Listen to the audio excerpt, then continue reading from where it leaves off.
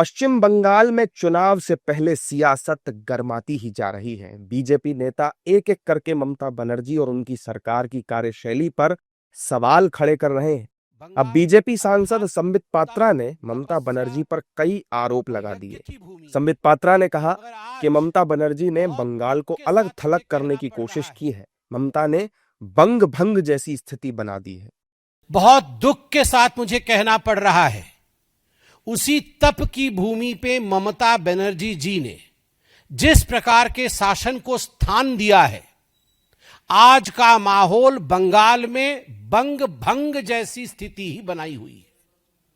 1905 में आपको याद है, बंग भंग बंगाल को तोड़ने की जो चेष्टा कुचेष्टा अंग्रेजों ने की थी, वह कुचेष्टा भी तुष्टीकरण का नतीजा था।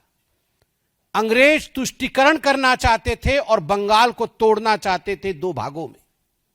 और आज ये अतिशयोक्ति नहीं होगी और ये पॉलिटिकली रॉन्ग स्टेटमेंट भी नहीं होगा अगर मैं जोरदार तरीके से कहूं कि तुष्टीकरण के नींव पर ममता बनर्जी की चेष्टा है कि बंगाल को अलग थलग कर दिया जाए। आज कभी कभी तो ऐसा लगता है कि is Bengal a different part of India.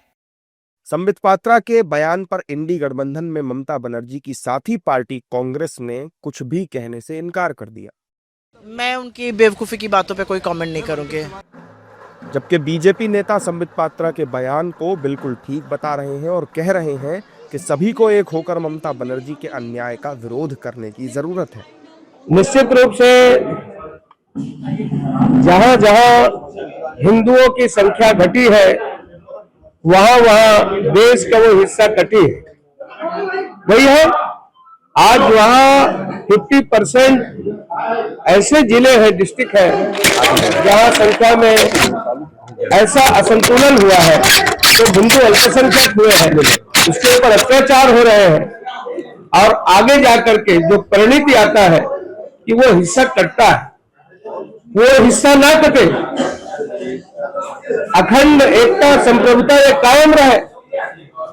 ये पूरे नागरिक कर्तव्य पूरे हिंदुस्तान को सोचने की आज जरूरत है कि क्या पश्चिम बंगाल में ममता की सरकार रहनी चाहिए। यदि नहीं तो उसके लिए एक होकर के और उनके अन्याय का सब विरोध करें। बहरहाल संबित पात्रा का बयान चर्चा में है।